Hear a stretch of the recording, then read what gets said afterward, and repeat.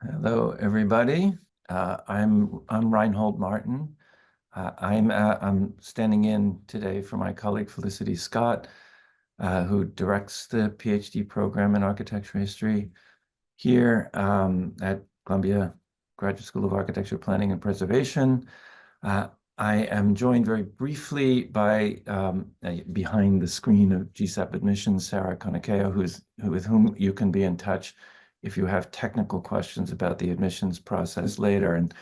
And Sarah's put a link in the chat about an email in the chat about that. I'm not going to be able to answer, some of the technical questions about the actual process of applying, but I will answer any questions you have about the program itself and how we think about admissions and the education that we offer.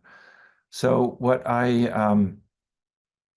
plan to do, I'll speak for about 10 minutes. I'll just try to give you a kind of general intro to the program, and then we'll take your questions. I'll try to cover most of what I would anticipate you are, the questions you might have, but I may not cover everything. The first point to make that we also make, and also encourage you to read every word on the PhD website, the PhD program website on the GSAP website under Columbia, and because a lot of these questions also be answered there. But you'll see there, as you know, that this is a program in the history of architecture, basically, or architectural history and theory, as it's sometimes called, that is devoted to training scholars, future historians in this field. The field itself is quite broadly construed, and this is another way of saying that this is we practice a very interdisciplinary form of architectural history across essentially the humanities and the critical or qualitative social sciences, and as such, we have built into our curriculum what we feel is an appropriate balance between coursework and other activities, particularly in the first 2 years, for that are focused on the discipline of the history of architecture, and other coursework and opportunities and so on here at Columbia University, which, as I'm sure you know, is privileged to host some of the most premier departments in the humanities and social sciences. So opportunities to work with colleagues and take courses in relevant areas outside GSAP. So the best way to think about that really is to think kind of concretely about the coursework, because, as I said, these two things reflect one another, and so essentially the way this works is there are 2 years of coursework. 13 courses are required. The website specifies there's a distribution of different types of requirements, and you'll see there the balance that I'm talking about. We have, I must say, on our faculty in the Graduate School of Architecture, Planning and Preservation, I say this unabashedly, amongst the top scholars, we have a premier faculty in the history of architecture and architectural history and theory here. And so and I'm not shy about saying that because it's true. But I also say that with some humility because I have the privilege of working with these incredible colleagues, and we all work together with many colleagues across the university as part essentially of a humanities culture, and in the university. So that's the kind of the context, the intellectual context, and also the institutional context for the program, and including the distribution requirements and the free electives and the way that people put together very customized, essentially, sets of courses that reflect individual lines of inquiry. That said, there are specific requirements in the colloquia every fall and spring courses, colloquia and PhD seminars, in which the group, the cohort, typically this is a group of basically 3 students per year. These programs are, as you know, I think, are all very small, but it's that size that allows us the flexibility and also the kind of one-on-one orientation that we take towards student work and dissertation projects. So that group, basically essentially 2 years of these two, so plus others, colleagues, students in art history and other departments frequently are in these seminars as well. We'll kind of rotate through most of the architecture, the GSAP, architectural history theory faculty, PhD faculty in these required colloquia and seminars. So if you kind of think outwards from that, that's the sort of infrastructure of the program. I think you get a pretty good sense of the intellectual scope and orientation of this program. Now, I know that there are going to be questions about do you need to be an architect to be in this program, or do you need to have a certain kind of degree? That too is flexible. We have many people who, in our program currently enrolled, who have studied, trained as professional architects, and during that process have developed an interest and work in this area. So some would have an MArch, some would have another type of master's degree, as I do, in fact, and I have a BArch, and then I did graduate work after that, and then there are people, the numbers vary year to year, but who come to us from, you could say, sort of the other direction, from humanities backgrounds or other, art history or other interdisciplinary kind of humanities backgrounds, who have done more specialized work in architectural history, typically at the master's level, a master's degree of, in architecture, a related field.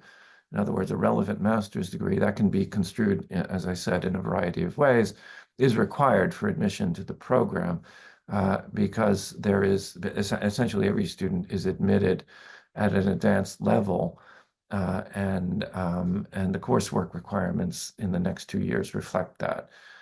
There are essentially fewer courses required than if somebody's coming straight from undergrad, as one might do in other PhD programs in the university. So in other words, this is not a program that presupposes specialized disciplinary knowledge. It does presuppose critical, historical thought and work in the broad area, broadly construed area of the history of architecture, urbanism, and the built environment. So that's roughly the scope of this. Sometimes I'm anticipating a little. There are questions about, there are other kinds of PhDs which GSAP doesn't offer that are more technical. There are other programs, other schools of architecture that do offer those kinds of PhDs. This is not that. This is a humanities-based academic scholarly PhD in this history of architecture. So that's the kind of, the sort of the simple part.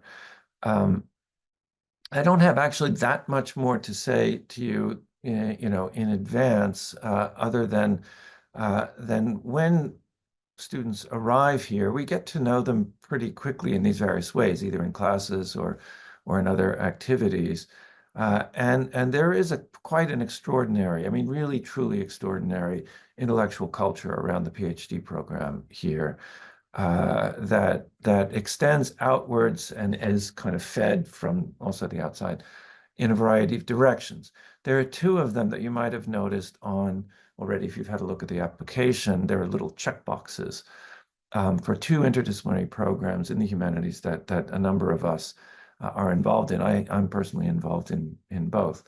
Um, there is the Center for Comparative Media, which is a group of faculty who work on the history, as I do. I should have said this. I'm a historian of architecture and technology with a focus on the history of media, and so in the 19th and 20th centuries.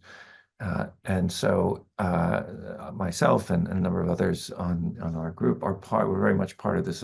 It's like a kind of interdepartmental center that hosts a graduate certificate in what's called comparative media. And you can go to the CCM website and have a look. I'm happy to answer questions about what that actually means intellectually and institutionally as well. But there's some requirements there in addition to the normal PhD requirements for anybody interested in that. And we have a number of PhD students currently and in the past active in there, very active actually in that group to the extent that they're actually organizing a PhD dissertation colloquia, basically PhD colloquia, grad student conferences with colleagues in other departments on a regular basis. So, and then the other is the Institute for Comparative Literature and Society. It's if you want to know the difference between these two, it's actually not straightforward. But I would suggest really just looking at the websites. The names to some extent capture that. The comparative media group tends to be more focused across media, visual medias, and art. There's quite a few art historians involved there, history of technology, and so on.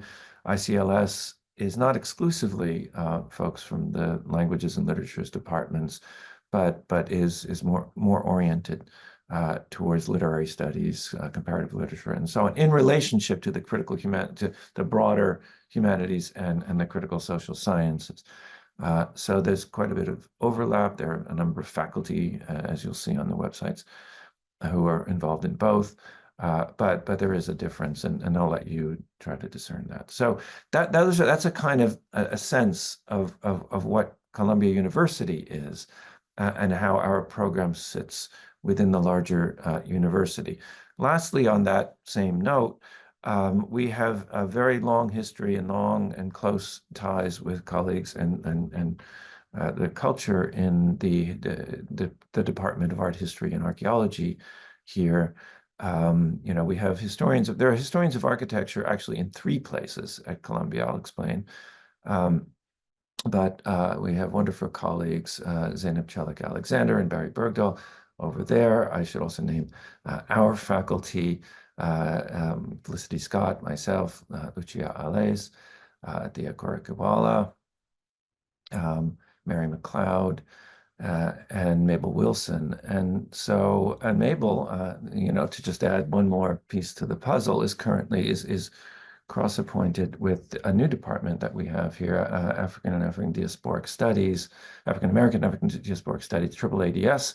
And Mabel Wilson is currently the chair of that department. So there's quite a bit of intellectual and institutional crossover in these various directions.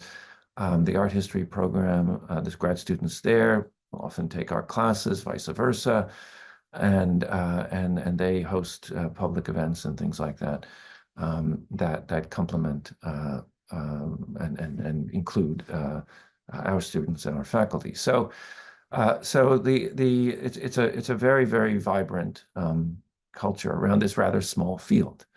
And just to add the last piece of that, I said there are 3 places. There are also scholars of architectural history, 3 in fact, formally in Barnard College. There's an undergraduate program in Barnard College.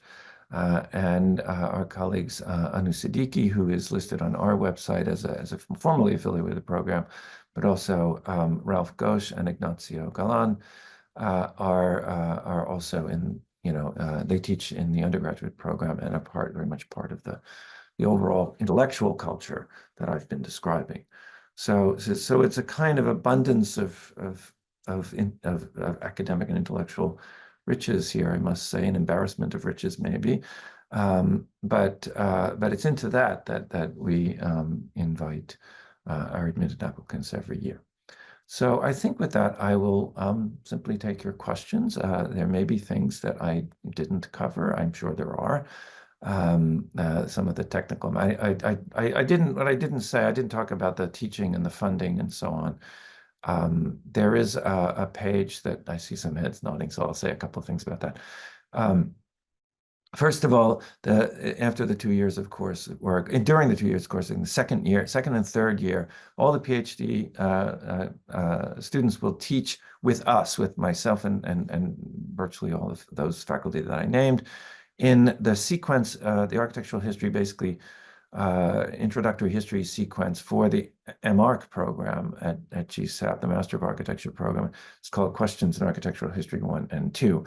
And people will teach that essentially 4 semesters in a row, twice fall and spring. That's basically 19th century, 20th century, fall and spring in their second year, and then again in their third year. And that's the teaching component of the PhD program.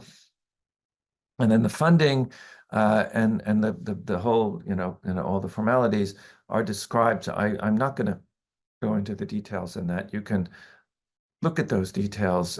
They're specified on a link that's on at the bottom of the GSAP Architecture PhD program, webpage that links to the Graduate School of Arts and Sciences, and the information there about all of those matters. All right, like I said, if you have technical questions, could that sort that you just asked, Sarah, that could also be asked. You don't have to, but of the GSAP admissions people. But if people have further questions and want to get in touch with myself, with Felicity Scott, with any of the other faculty, you're welcome to do that, and we will do our very, very best. And please be patient. Forgive us if we don't reply right away. We try, don't always succeed.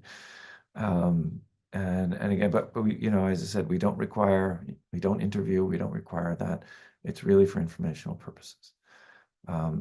So if no more questions, I will look forward to seeing everybody's applications. Yeah. And best of luck with all of that.